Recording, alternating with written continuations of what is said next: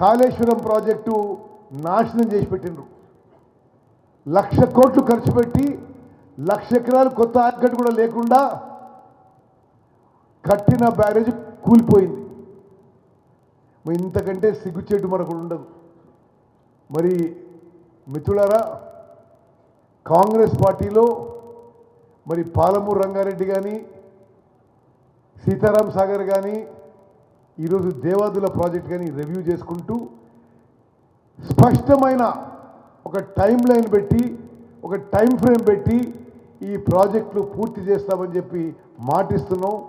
మార్చి 2026 వరకు దేవాదుల ప్రాజెక్టు పూర్తి చేసి 5,57,000 ఎకరాలకి నీళ్ళు అందిస్తామని చెప్పి నేను మనం చేస్తున్నా. కడియం శ్రీహరి గారు చాలా ముఖ్యమైన ఒక విషయం చెప్పారు. ఆనాడు సమ్మక్క సారక్క బ్యారేజ్ కట్టినప్పుడు మినిమం 71 మీటర్స్ లెవెల్ కంటే ఎక్కువ ఉంటేనే నీళ్ళ లిఫ్టింగ్ పాసిబిలిటీ ఉండేది. 170 డేస్ కింద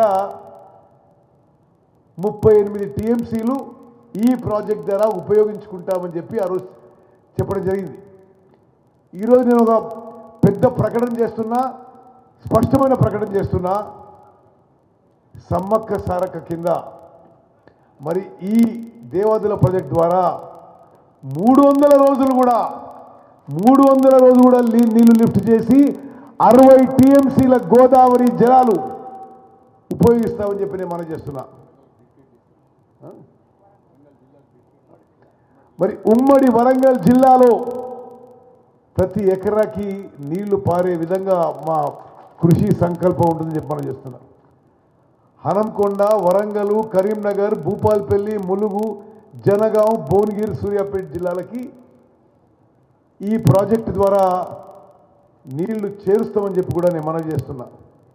ఎంత చిత్తశుద్ధితో పనిచేస్తున్నామంటే గతంలో అధికారంలో ఉన్న వాళ్ళు, ఈ శాఖ చూసిన వాళ్ళు, ఇంతకుముందు శాఖ ఎవరు? కేసీఆర్ ఇరిగేషన్ మినిస్టర్, ఆయనే ముఖ్యమంత్రి. నేను ఈరోజు స్పష్టంగా చెప్తున్నా, వాళ్ళు ఇరిగేషన్ శాఖలో ఇరిగేషన్ ప్రాజెక్టుల విషయంలో అవగాహన లేకుండా వారి తెలివి తక్కువ విధానంతో, అసమర్థతతో తెలంగాణ రాష్ట్రానికి తీరని లోటు, తీరని అన్యాయం చేసింది. అదన్నీ ఇప్పుడు సరి చేస్తున్నాం. ఉదాహరణకి మేము అధికారంలో వచ్చే వరకు సీతారాం సాగర్కి, ఖమ్మం జిల్లా సీతారాం సాగర్ ప్రాజెక్టుకి ఒక్క చుక్క నీటి కేటాయింపు లేదు. నేను ఇరిగేషన్ మంత్రి అయినాక దాన్ని ఫాలో అప్ చేసి మరి సిడబ్ల్యూసి ద్వారా 67 టీఎంసీలు కేటాయించే విషయం ఇప్పుడు చివరి దశకు వచ్చింది, లాస్ట్ స్టేజ్. ఇంకా వచ్చే వారం 10 రోజుల్లో కేటాయించింది.